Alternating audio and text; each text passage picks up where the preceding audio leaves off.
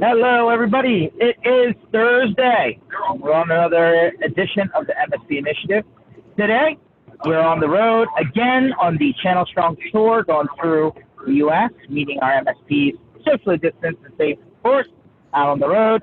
But today, we have Dave Scott from Scott Digital Marketing. Dave, how you doing, buddy? Doing great, man. I was going to say, you look like you're either in a trailer at a construction site or things are flying by your window. So I'm doing great. It looks like you Oh, are. yeah. Oh, yeah. We got the Channel Strong RV tour going on, so all good. Nice. Nice. Yeah. Now you know what it's Good like time. to be a groupie on a bus with a full of rock stars. 100%, man. 100%. So, Dave, before we get started, I want to share with everyone that Dave is a Minnesota Vikings fan, and if you follow either of us on Facebook, you'll know that me and Dave go back and forth on NFL-related news. Goal, baby. So, Dave, what do you think that your coach, who by all means should have gotten the boot, got a new contract? What do you have to say about that? I don't know. I'm hoping that the contract turns into a good result. That's all I can say at this point. Fingers crossed. I feel like this is the safety plan for every Minnesota Vikings fan going into the season. All right. Well, I know you love your boy Kirk Cousins. I do like Kirk. He's a quality stand-up guy. Just we need wins and we need results. So I'm hoping that comes with his good character too. We'll see. So, Dave, for everyone that doesn't know who you are, or maybe hasn't run into you at an event previously, or what have you, why don't you go ahead and share with everybody who you are, what your professional journey's been, from beginning of time until now, just get an idea of where you came from and how you know the MSP circles of things, and that'll kind of give us a good starting point. Yeah, for sure. So I'm the president, founder of Scott Digital. We are a channel-only, MSP-only, tech firm-only outsourced marketing firm where we save tech businesses from wasting money on bad marketing and bad growth strategies. And as you know, George, you and I go way back to 2013, 2014, when I was the chief marketing officer at ConnectBooster and at B&G, and they're an awesome payments processing and billing vendor inside the IT channel, and they do a great job. I use their tool too, so shameless plug for them. So before that, I got my start way back in the IT industry working with a WAN virtualization hardware developer, actually based here in Minneapolis, called Ecessa. They're a kind of a competitor to Barracuda. So I'm not even sure if they're around anymore. You guys would know probably more so than I would. But I've been in the IT industry they actually just got acquired and merged with another company. But yeah, Did they? Oh, awesome. Good. Another one of the fabled M&A stories that seem to be coming out every other Tuesday, right? So that's good. So I'm glad that they're alive and well. But yeah, so I got my start way back then. I've been in marketing for over, 16, 17, 18, 19 years. Got my start in corporate America. So I cut my teeth for about 12 years working with big brands like Best Buy and Circuit City and California Closets. And back in the late 2000s, right around the economic downturn, I bought into an e-commerce consultancy, and we did a lot of project management e-commerce sites for large retailers who at that time were looking to go almost 100% exclusive online. Sold that, made some money, worked for Ecessa, was the CMO at ConnectBooster, and then I set out on my own back in 2017, October of 2017 at Scott Digital. And we're very boutique, and we do a really great job of helping tech firms really get their marketing going in the right direction. So, Dave, the title of this one's a little bit provocative. So I can say that, having been around for a little while, I think, that marketing is a fickle beast when it comes to MSPs. Put sales right behind it. I think there's been some maturity into this conversation, but largely it just means that people are spending money. That doesn't necessarily mean results are coming. Yeah. So I'd love to understand from your position why marketing, for whoever people are working with, whether they're doing their own, whether they've gone outside of the channel, whether they're working with somebody inside of the channel, why doesn't it work right? Is it there's just not enough time to let it work? Is it the plan's not right? Is it what is it, Dave? I'm trying to figure it out. Yeah, that's such a good question. And you're right, marketing and sales is a fickle beast. And I think the title of this show today was how to stop wasting money on bad marketing and bad growth strategies. And so I think everybody's wasted money on those things, right? And so one of my clients is based in Hartford, Connecticut. And the president and CEO said a number of years ago, not now, but a number of years ago, he's like, I hate hiring salespeople. I just hate it. It's such a painful process. It's such an arduous process. It's not awesome. And it's not that they're bad at it. They're not bad guys. They're bad people. It's just, it can just be really hard. And so it is hard. When I first became the CMO at ConnectBooster, we tried pretty much every marketing channel vendor in the IT industry. We tried the big ones, we tried the little ones, we tried the automated ones. And what we found was the best content that we created that got us the best result was stuff that we created organically, meaning stuff that we wrote ourselves. So it's an investment, just like anything else, right? But if you take a step back, I think, and I appreciate that you've heard me say this many times before, George, marketing and sales is really an evolution of your company. So if you're really small, you shouldn't be worrying about spending money on Google ads to drive traffic to your website. You need to be figuring out your value proposition and selling shit to keep your doors open. And you need to be focused on a recurring revenue model, not a project-based one. And if you don't have that figured out, all the sales and marketing in the world's not going to matter. Even the best sales and marketing in the world's not going to matter. So one of my good friends is Reed Warren. He's the president CEO of IT Valuations. He used to be a VP at a really large M&A consultancy, not a large, just an M&A consultancy in Edina, Minnesota. And Reed and I have talked a lot about the concept of SVP, which is specialization, verticalization, and productization. And that's right out of a playbook from Vern Harnish's book talking about scalability and growth. And so what a lot of IT companies struggle with is it's not sales and marketing. They struggle with lack of result. And I struggled with it too. And I still struggle with it today. And it's a combination of a lot of different things. But if you're ideal prospect, if you don't know who your ideal prospect is and you don't specialize, meaning you can't point to a fact that you have experience in healthcare or hospitality or whatever the industry, law firms, whatever, and you don't have a verticalization, meaning we have a cloud package or for healthcare conglomerates, or we have a cybersecurity package for law firms or whoever your vertical is, just pick your poison. And then if you can't bucket it in the right way, so it's productized, meaning it makes it easy for your sales team to sell it and your buyer to buy it, then you're losing. And so that's one of the things that we start out with as our framework and our foundation. We start with clarifying their message around the concept of SVP, specialization, verticalization, productization. Rick Murphy's talked about this. Mike Harvath at Revenue Rocket has talked about this. Reed Warren has talked a lot about it. I've talked a lot about it. And that's really where the smaller companies struggle. And when I say smaller, I mean MSPs or tech firms who are, $500,000 in annual revenue to maybe about 2 or 3 mil in annual revenue. And so the larger ones probably at that point have figured it out, the ones who are over 3, 4, 5 mil in annual revenue and onwards. But the smaller ones struggle with that right away. And it's really a mindset thing. So it's not that sales and marketing is bad. It's that you don't have your company figured out that's bad. And that's what's preventing you from growing and from really executing and implementing a really good sales and marketing strategy. So you figure that out first, and you're good. Yeah, let me ask a few questions then, because you brought up a couple good points, and I'm going to actually weave in a couple of things from a couple of people who have been on recently on the MSP initiative. So Dave Sobel has been on a few times, and he says that marketing your partnership level with XYZ vendor does nothing for you, and don't even waste your time. And he also says that there's only a handful of vendors in the market that even pull that household name in anyway, whether it be the Microsoft or the Apple or something like that, and that everybody else downstream, your customer just doesn't really care what checkbox is in your line card. They just expect it that it's there and it works. Do you agree with that? Somewhat, yeah. I mean, I think it's less about the software suite or the software stack that you offer your customers. And I just had this conversation a couple of days ago. A prospect called and he was like, hey, we have this really great IP. We have this awesome software suite. Like, it's kick-ass. It's going to like do everything. It's going to cook breakfast and birth children. And it's really going to knock the socks off all our customers. And we got it. We developed it with a relationship with this vendor, blah, blah. And I'm like, totally hear what you're saying. Kudos to you for approaching it that way. But your customers don't care about that. They care about results. They care that at 6 o'clock on a random Friday evening, or at 1 or 2 in the morning on a Sunday night or Monday night, that if their network goes down or their sales team or their operations team can't get access to their line of business applications, they need them back up and running. That's what they care about.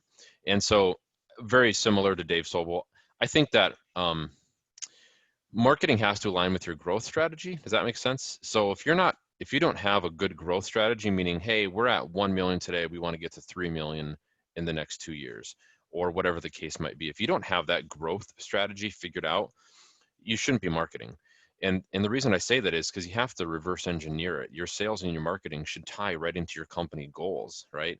In your company revenue goals. And so if there's a direct tie-in, and to Dave's point, if you're really focused on the pain point that you solve for your prospects, you're going to win. But if you don't have those things figured out up front, you're going to lose. And that's where a lot of companies will say sales and marketing don't work. Well, it does. It just does. It just has to work in the right context. So let me ask you. So let me ask you a question then. Mm-hmm. How, is there a percentage of your revenue that you should be dedicating towards marketing, regardless of your size? Or at what point does that calculation come in? What's that magic? Yeah, that's a great question. It's different. The short answer is a good friend of mine, Marcus Sheridan, will say it depends. That's pretty much the answer for everything in marketing. But it does. It truly does depend. I would say 3 to 4 to 5% is on the low end. If you can apply more to it, and you do have that growth strategy figured out, awesome. I'd be spending 5 to 10% of your annual revenue, gross revenue, on marketing. So if you're $3 million in annual revenue, just do the math. And that's the amount that you should be spending on not just marketing, but sales and marketing. And that's a combination of your sales team, maybe payroll, bonuses, event management, pay-per-click ads, organic content creation, webinar softwares. Just put all those pieces together, and that's where you've got your marketing budget. So at what point does it make sense to almost entirely outsource your marketing effort versus hiring someone internally? What's that demarcation point? Oh, that is a great question. I'm glad you asked that, George, because I just had this argument yesterday with a prospect down in Monroe, Louisiana, and they own a software company. And he'd asked the same question, the CEO did. And so there are certain things you just can't outsource for a long period of time, and there's certain things that you can always outsource, like HR, right? So there's great, huge, multi-billion-dollar companies like Insperity and HRdirect.com, which they manufacture some sort of like software, like HR software, that helps you essentially stay HR compliant, right? So those things are good, and you can outsource pieces of that for a long time. Once you get to that $5 and $10 million mark, you probably want to have a controller who has an HR background, or bring in an HR specialist or somebody of that nature, right? So there are certain pieces and things like that. You should never outsource your delivery. You should never outsource your operations. You should never outsource your technicians. You can outsource things like coding and app development. And, if you have some really great, I'm just trying to fix my lighting here so it's not quite as glaring in the background.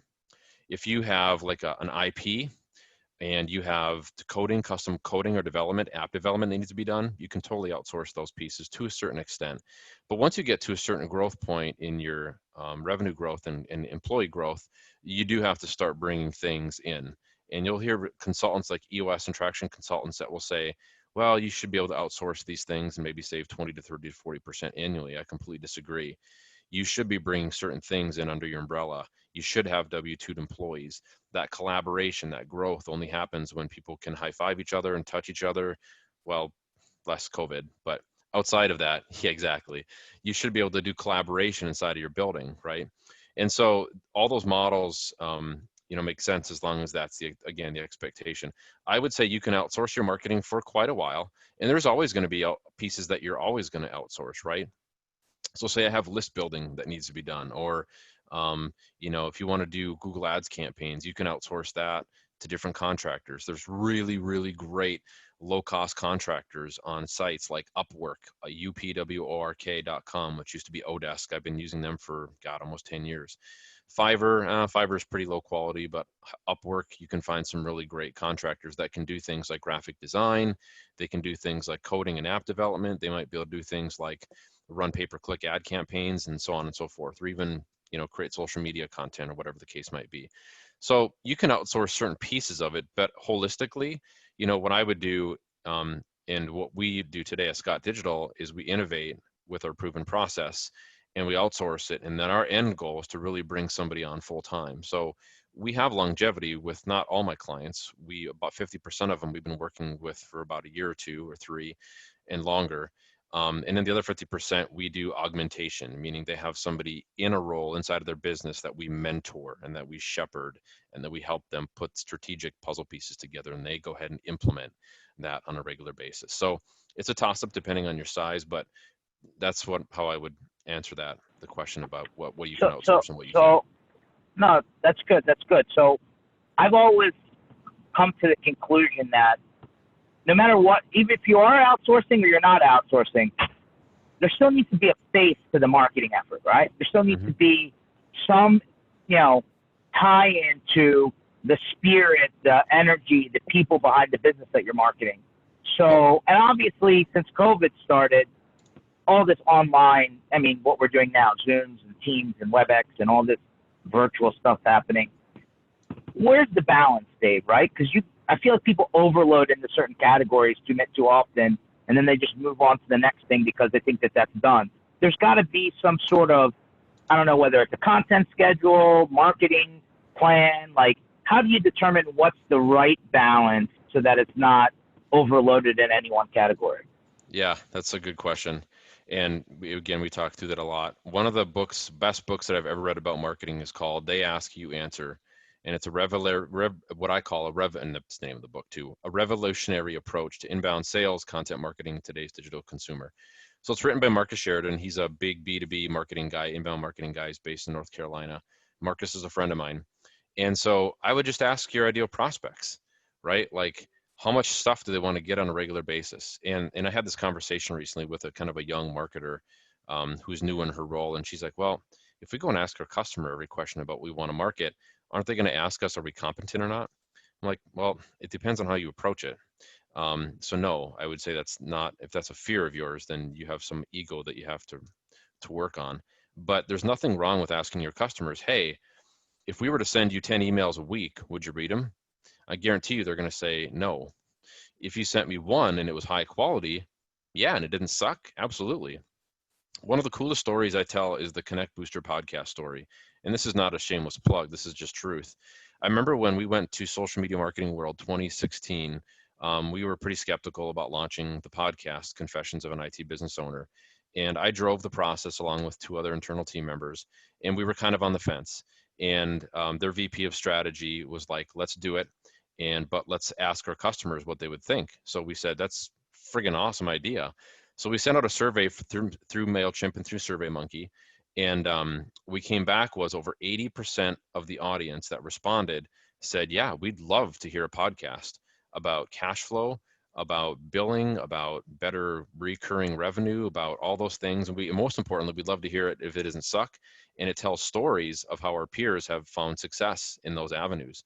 And we were like, voila. So we launched it, and it quickly became rather, the most powerful, popular piece of content in ConnectBooster's arsenal.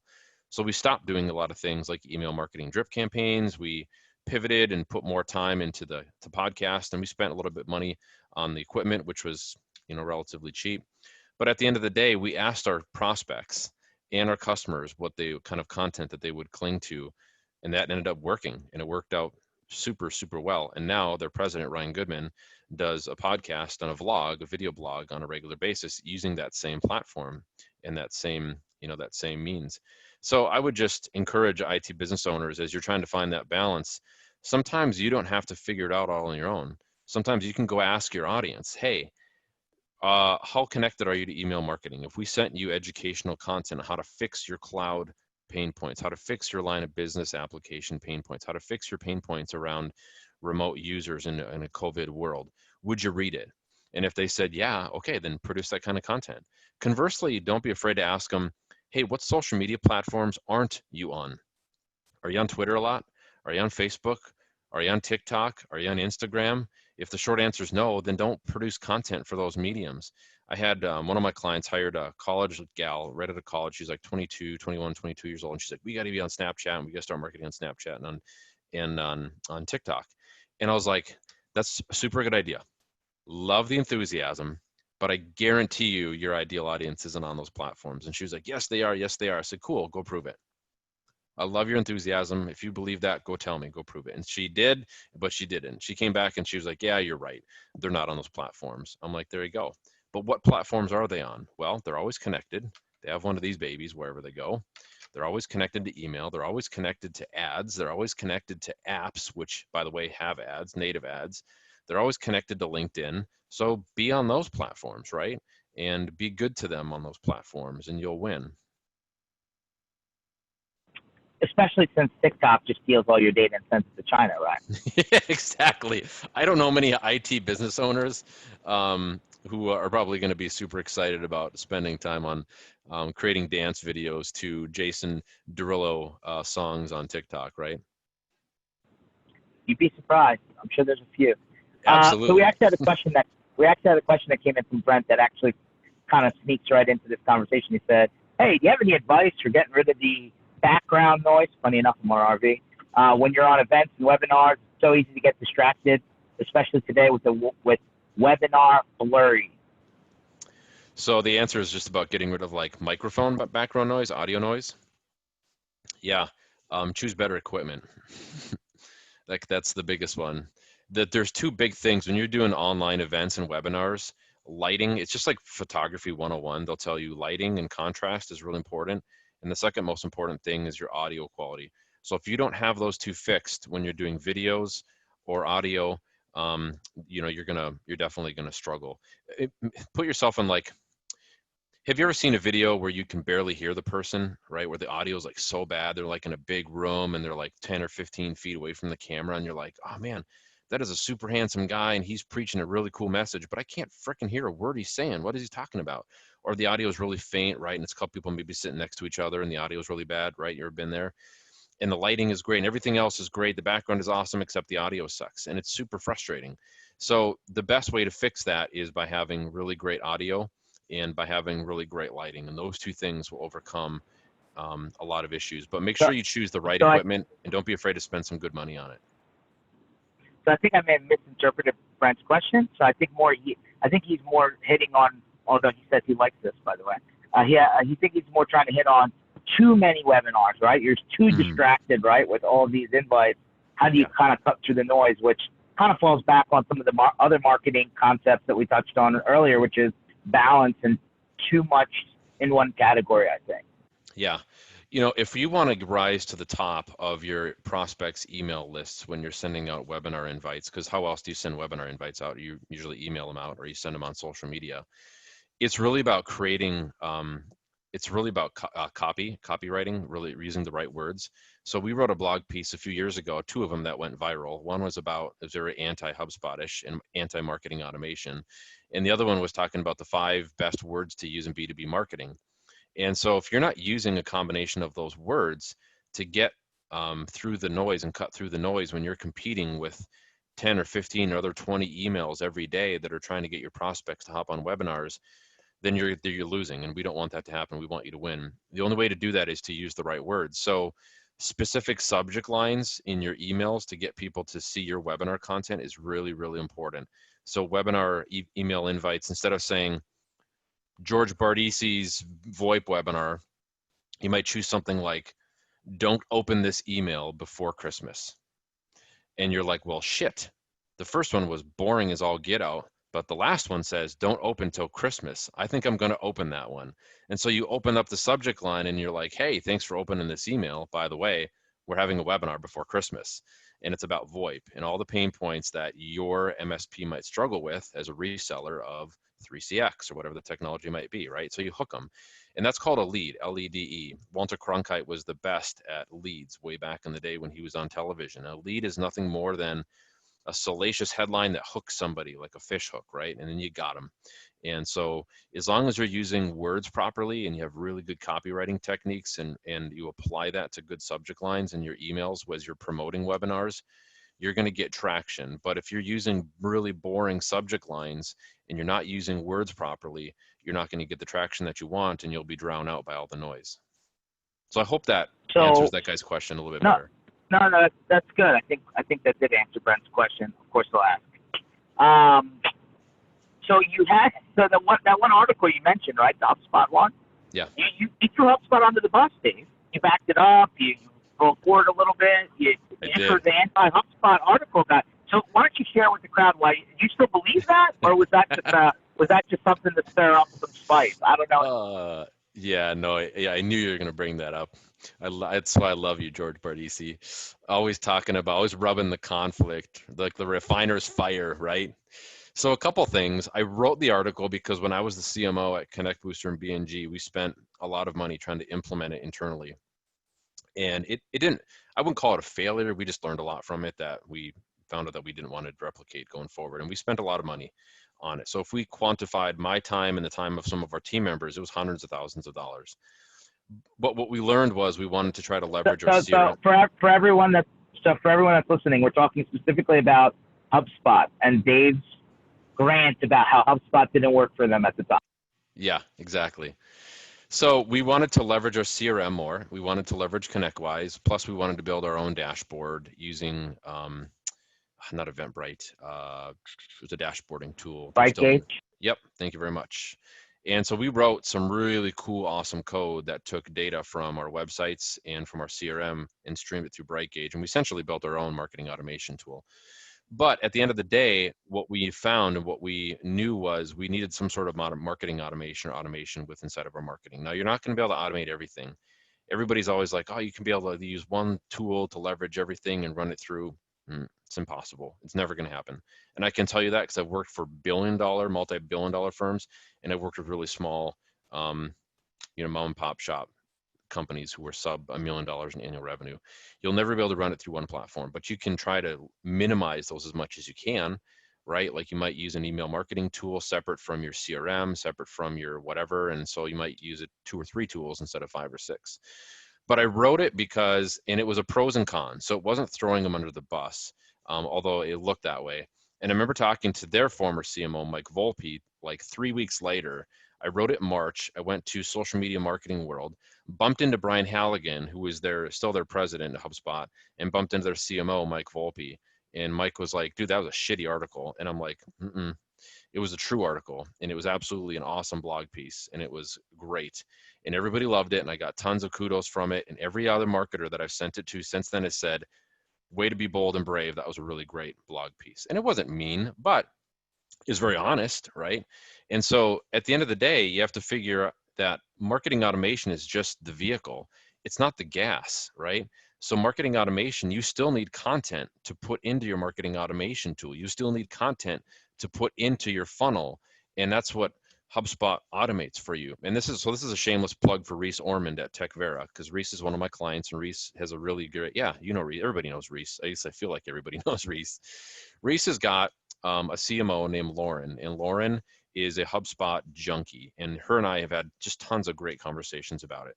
But what Lauren does differently than every other marketer on the street corner, every unemployed marketer on the street corner, is that she actually creates an innate amount of content that flows into the top of this vehicle, right, into the funnel, and goes into the machine.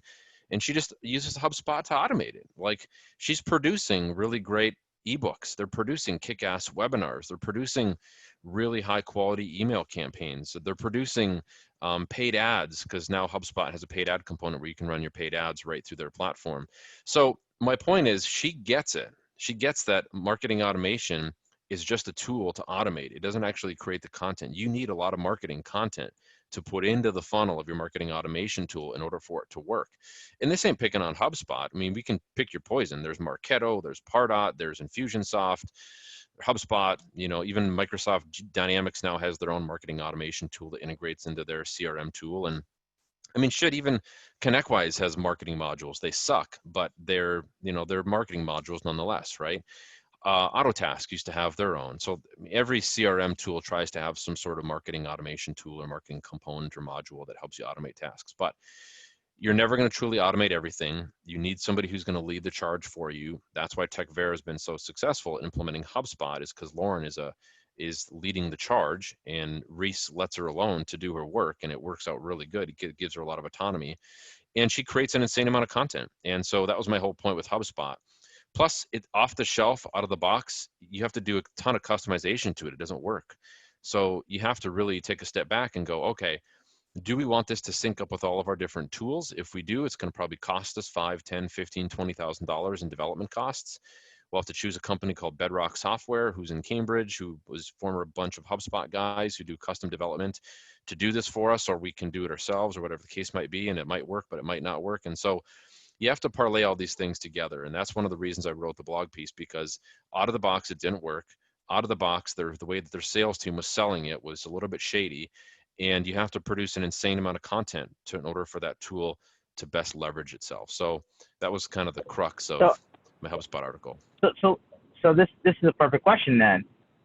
Gary V, right? I'm a big Gary V fan. Yeah. That's my part of the world, kind of. He's like, you should be creating 60 pieces of content a day. I don't think that's realistic, 60, but like 6 a month is probably too low. I don't know. What is how much content should you be creating? As much as possible? Like, what does that look like? Yeah. So Gary V and I will disagree on that. And let's just be honest. Gary V's never worked with tech firms. Gary V's never worked with $2, $3, $4, $5, $6 million MSPs from across the country. Gary V's never worked with 20 or 30 different accounts all at the same time. Gary V's not managed a multi-million-dollar budget for a SaaS vendor like ConnectBooster or ID Agent or Datto or ConnectWise, or just pick your poison. Gary Vee is a good guy, but Gary Vee does not live in a reality world that I live in, and that I'm pretty sure that you live in too, George. So that being said, just take that wisdom for what it's worth. Gary Vee's a good guy. He's a super inspirational guy. He's an influencer. I trust a lot of things that he says, like high level. But when it comes to marketing, that's super unrealistic. Again, it goes back to the question we talked about earlier, which is they ask, you answer. That's Marcus Sheridan's methodology, right? And so in the book, he talks a little bit about his story of when he was part owner of a pool company during the economic downturn of 2008 and 2009, where pretty much every piece of discretionary spending in our pocketbooks and wallets went down the toilet, right? What a crappy time to own a pool company and try to get people to buy 10, 20, 30, 40, 50, 60, $100,000 pools. So he tells the story of how he became a small media publisher. And that's the point that Gary Vee is trying to make. You have to approach your marketing like a small content publisher. And a content publisher is an organization like the Chicago Sun-Times, the LA Times, the Minneapolis Star Tribune, right? They publish a lot of different pieces of content for a lot of different audiences. They have sports where they're talking about how the Vikings are kicking the shit out of the Eagles every year. They're talking about business. They're talking about lifestyle. They're talking about politics, right? So it's a lot of different content for a lot of different mediums. And so you have to approach your marketing that way. You can do it. You don't have to have a $1.2 million a year budget or whatever the dollar amount is. You can do it on a shoestring budget. You just have to find out from your audience what sort of content that they're interested in, and give them what they're looking for. So, Dave, there's a lot of people out there from a marketing vendor standpoint who are like copy and paste websites, right? Copy and paste blog articles, copy and paste social media items. Does that work? Does it do anything? Is it, or does it need to be more specific? And is the more granular individual pieces that come out going to go further? It can work. And again, it goes back to the size of your firm. Like Robin stuff is great for small guys.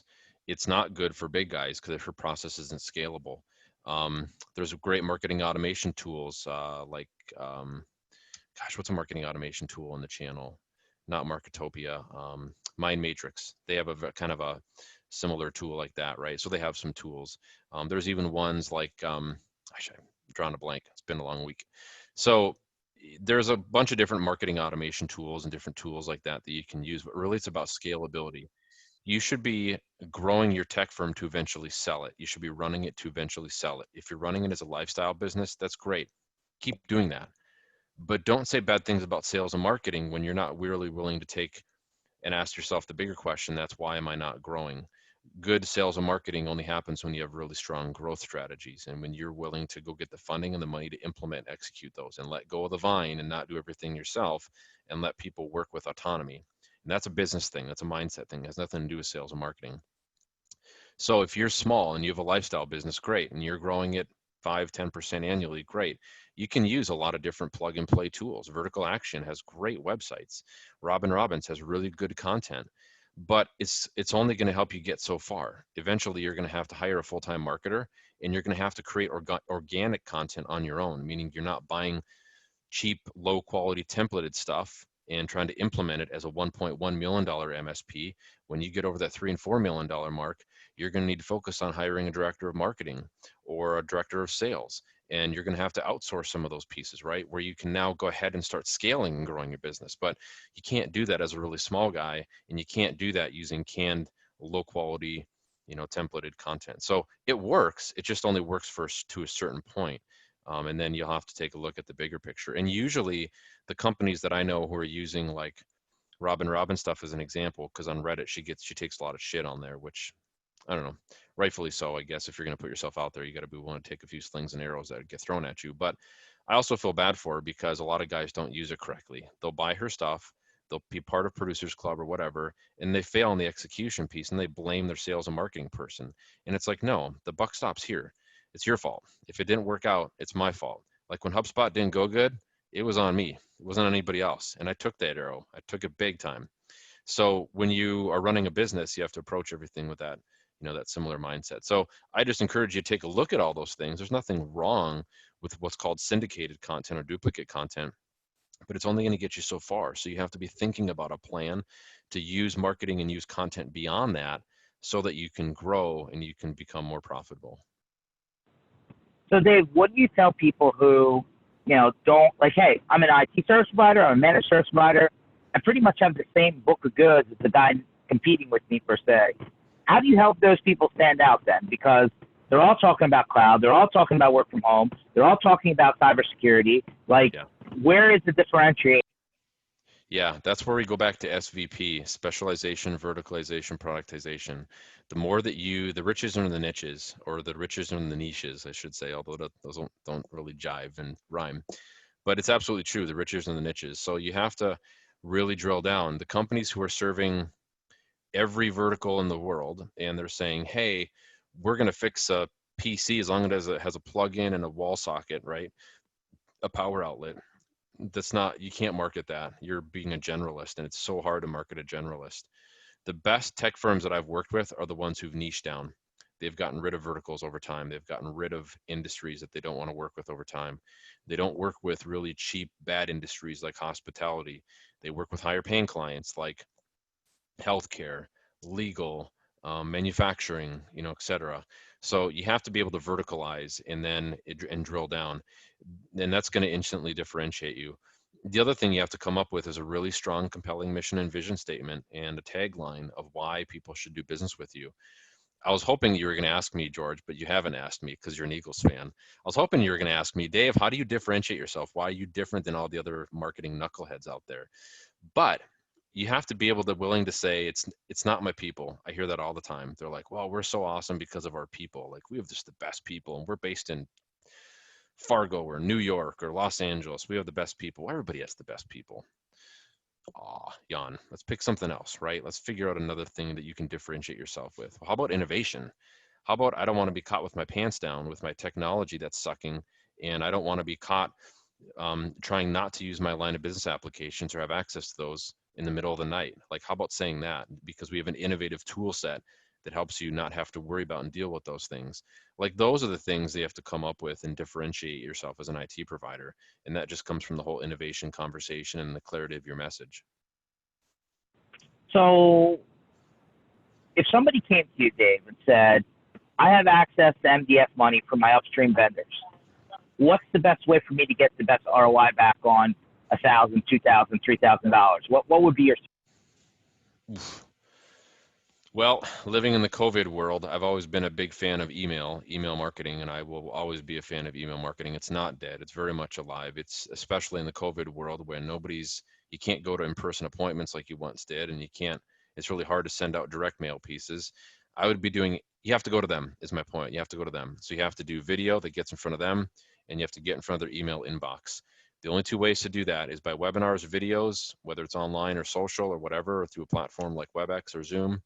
Or some other medium, and you have to be doing a lot of email marketing. So I would absolutely create as much email content as you could, whether it's sales content that your sales team is using to send out to their prospects right from Outlook, whether it's educational automated campaigns like email drip campaigns like you and I have done in the past, George, through MailChimp or through Constant Contact or whatever the email marketing platform you want to use. And then you converse that and curate that content. And you turn those email marketing topics into webinar topics, right? And then you just rinse and repeat. So being that we live in a COVID world, you have to go to them. They're not going to come to you like they once did. They're not coming to events anymore. Channel vendors and MSPs aren't going to 10 different events. They're maybe going to like 1 or 2. You guys are doing it right now. You're going to your prospects. You're like, fuck this. We're just going to go to our ideal audience. And good for you guys. I think it's totally badass, by the way. I love all the engagement. Safely, Dave. Safely, Yes. Dave. Yes. No hugs, no kissing. Everybody's wearing masks. I get it. But at the end of the day, you're choosing to go to your audience, right? And so MSPs have to do the same thing. You have to take a look at the big picture and go, okay, if they're not going to be hanging out at these different events or places, where are they? What can we do to go to them? So I'd use those MDF funds to figure that out and do as much webinar and email marketing content as you can. So how much time should you be spending putting your marketing dollars into prospecting versus sending new content and reoccurring educational items to your existing customers? That's a good one. Ask me that question again. Existing customers versus prospects, right? You got to keep both, connected, right? I mean, your existing customers, if they don't hear from you, then you start, it's that double-edged sword. Yeah, I know there's quarterly business reviews and stuff like that. There's always a double-edged sword, which is, well, if I don't hear from you, I don't see you. Why am I paying you, right?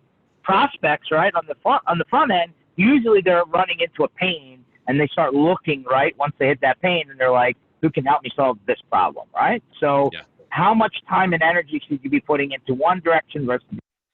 Yeah. So I would definitely set your existing customers up with like a monthly newsletter, and that's just hitting. I mean, you can automate that in email, MailChimp, Constant Contact, whatever. You can even automate some of that in ConnectWise too. But I would be doing that right away. So I'd set up something where you're dripping on them. And you're going to have to spend a little bit of time on it. So maybe, I don't know, 2 to 5 hours a week, give or take, finding relevant content, putting it into a nice design template, and then launching it. Prospects a little bit more, right? New business acquisition is always the most expensive thing inside of a company. It just is. And so if you're going to start acquiring new business, first you have to go back to what we talked about earlier, which is SVP, specialization, verticalization, productization. Figure that out first for you. And then you'll be able to figure out exactly how much time you need to start spending on prospecting, door knocking, following up on those email campaigns, and so on and so forth. So there's not really a time per se. It's more about, what your growth strategy is. If you get a lot of your new projects from your existing customers and they're growing your business at 5, 10, 15, 20% annually, great. Keep doing that. But just understand that you're not going to be able to grow forever on the backs of your existing customers, especially if we have an economic downturn like what happened a few months ago during COVID. You're going to have a really good business development methodology figured out so that you don't get behind the 8 ball and end up losing your shorts or losing your company, having to lay off a bunch of employees. So the short answer is depends, but I've definitely set up your existing clients with a monthly newsletter or some sort of drip. And then with new business acquisition, get SVP figured out, and then spend a lot of time, if you can, prospecting, following up with referral networks, leveraging LinkedIn. I think Social Media Marketing World, which is the largest social media marketing think tank on the planet, they came out with an article like last month that said traffic and usage on LinkedIn and Facebook for B2B business professionals is up 30 to 40% every month. So that means when people are at home and they're on COVID, they're probably not super productive, right? They're probably spending a little bit more time. Let's be honest. I think everybody me too, right? If we're all being honest here, I'm spending a lot more time on social media than I ever did. And that's okay. Other than like watching hilarious videos on TikTok, I get a lot of value on being in Facebook groups and by leveraging those, and by being in LinkedIn groups and by leveraging those. So be willing to spend time inside of those networks and come up with a compelling message so that when you do get a hold of somebody from an email marketing campaign, or you do get a hold of somebody from some sort of LinkedIn campaign, they actually know what to say, and it's going to be compelling enough to hook them like we talked about earlier. Where does outbound calling fit into the mix? Does it still have life? Is it worth investing any time, energy into, or is it not worth it? Yeah. It's a really expensive discipline. It is definitely a part of it. If you can afford it, I would hire and train an SDR I've worked with a number of channel chiefs inside of the channel, and that's one of their mantras is getting a team of SDRs set up. There's nothing wrong with it as long as you have good email lists and contact lists. That's what they're going to need up front. If you just hire an SDR and you're like, hey, go set appointments, but you're like, well, who am I supposed to call to get these appointments? And you don't have that figured out, you just wasted a bunch of money and time, and nobody likes to do that. So what I would encourage you to do is make sure that you have a really good email capture or contact capture methodology, and then go from there. That's if you're going to hire SDR internally. If you're not going to hire, and SDR stands for sales development representative, by the way, it's essentially the same thing as a cold caller. If you're going to outsource it to a firm, you got to ask those tough questions up front. Hey, where do your lists come from? Who are you going to be calling? What verticals am I supposed to be putting you in front of? Your callers, we're outsourcing our call center to you. Do you have the lists? You have the management to be able to do this? Like, what does that look like? And if you don't know those questions to ask, you're going to get burned for a lot of money. So just, keep that in mind. So SDRs, cold calling, very much, very relevant, but you also have to have a really good mature marketing foundation too. What SDRs are going to find most helpful for them is a combination of calls and emails. Again, especially in a COVID world, right? They're not making 100 calls a day or 85 or 75 or 65 calls a day because people aren't even at their phones anymore, right? And if they don't have a remote telephony or hosted voice and they're not taking their device with them to their home office, well, they're going to be missing a lot of those calls. So what do? Well, you have to get in front of them via email, and a good SDR is going to leverage email to go out and send ebooks and case studies and white papers out to these prospects as well as call them. So it's kind of a double-edged sword and a dual-edged approach, if that makes sense. No, fair enough. So our friend Brent comes back and asks, let's say your primary business, the primary targeted prospects or vertical is struggling. So how, with that being said, right, people who are in hospitality, people that were in transportation, people that were in the airport business, they all got crushed, right? So with that being said, how do you feel about really, kind of zooming out with your specialization focus, or are you still, from a diversity standpoint, are you still saying no? You still have to key in on specific things in order to, get results. Yeah, that's a good one. So let's just use manufacturing as a really good example. So manufacturing typically is full of really old white guys. They just are. And I'll just call it how it is. And they're cheap and they're set in their ways and they don't like to spend a lot of cash. But they have cash and they have access to cash because they have tangible business assets that the banks will loan and give lines of credit so they can utilize that and grow their businesses. So it's again, use that phrase double-edged sword. They're great to work with, but they're not great to work with. Manufacturing typically doesn't get hurt in an economic downturn unless you're manufacturing furniture, which, COVID, right? But outside of that, manufacturers are still manufacturing things. It's always going to be a cog that's turning in the wheel. If I'm going to service a certain vertical, I'm going to make sure that if I'm an MSP owner, that I'm going to service a vertical that's pretty much freaking bulletproof. Insurance industry, the legal industry, I think divorces were up like something like 900% from COVID. I mean, it was huge. There was just some statistics that came out last week from a bunch of family councils and just the truth, right? So law firms is my point. And I'm talking specifically about COVID, but you can use this same methodology applies to any vertical. You want to choose verticals that are going to be solvent, in really bad economic times. So you want to stay away from ones that are just by and large cheap. So hospitality, even in good seasons, hospitality still has cyclical times, right? And they might struggle to pay their bills for 2 or 3 months. I would never, ever, ever, I would always stay away from them, always. Municipalities, government, education, they've always got money, they can find it. But again, the sales cycle is insanely long and you have to jump through a bunch of hoops and you have to go through the RFP process and who wants to go through all that? I don't. But if it works for you, great. No judgment here. No judgment. This is a judgment-free zone.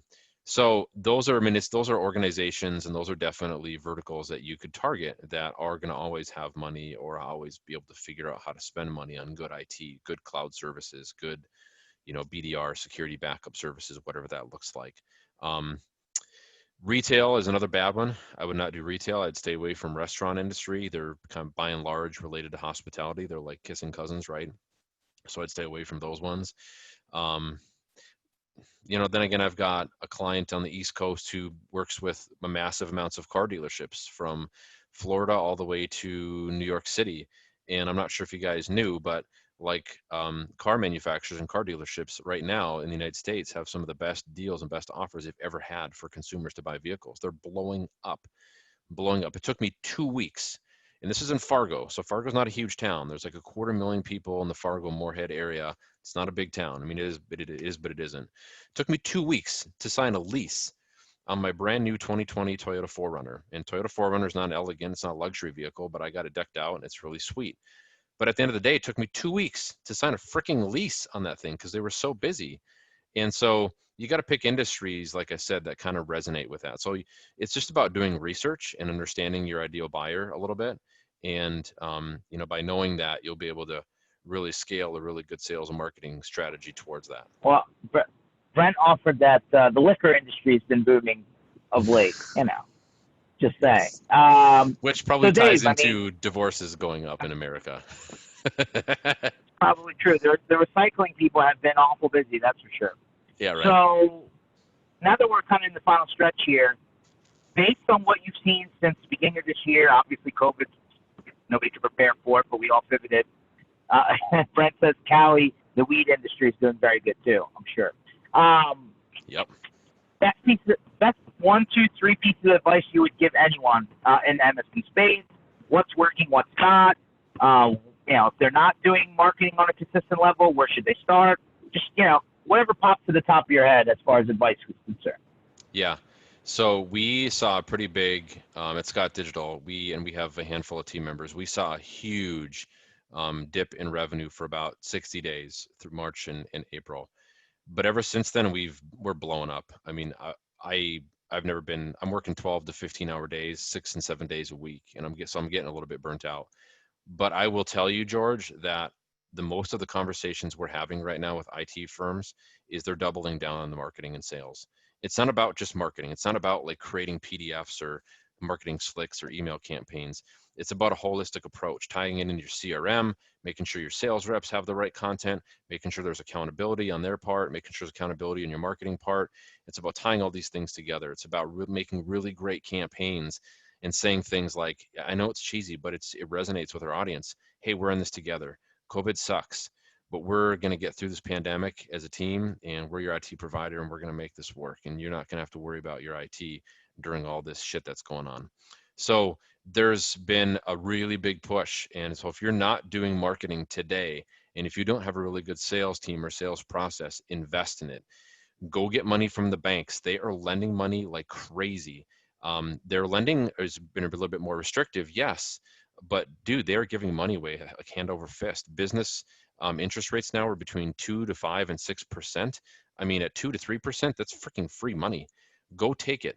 Grow your money or to grow your business. Invest in it wisely. And I would tell you to absolutely double down on your marketing. Double down on your people. Make sure that you have the best people, not just like average or average Joe people, but make sure you've got really good people. And the reason I say that is because of COVID, there's a lot of unemployed people right now still that are looking for jobs in the tech industry and tech world. Go find the great ones and build a great team so you can scale and grow. So those are the two things I would give you as takeaways, high level. From a practicality perspective, as Gary V will talk about, I'd absolutely double down on content creation, absolutely double down on email marketing, and absolutely be doing webinars. The best clients that we work with, and I go back to Reese just because he's kind of the poster child for this. Reese gets on video a lot, and it serves them well a lot, and he does it a lot. And so if you really want to make hay on marketing, you got to find the time to do it. And if you don't have the time to do it, it's okay. Then go pay somebody to do it and outsource it. So video and email are huge. I mean, social is great too, but I would be spending a lot of time doing as much email marketing and video marketing as you can, and go back to ask your ideal audience, hey, what are the mediums that you look at every day that we could possibly be marketing into, that you would open our stuff and want to do business with us? So don't be afraid to ask those questions. Double down on marketing, use those couple tactics, and for the rest of the year, you'll be set. So hopefully that answered your question, because Brent asked, hey, for those of us out there that are doing our own content, are they doing good? I would say they're probably doing better, right? Because they're consistently putting out, personalized content. So, Yeah. so that's good.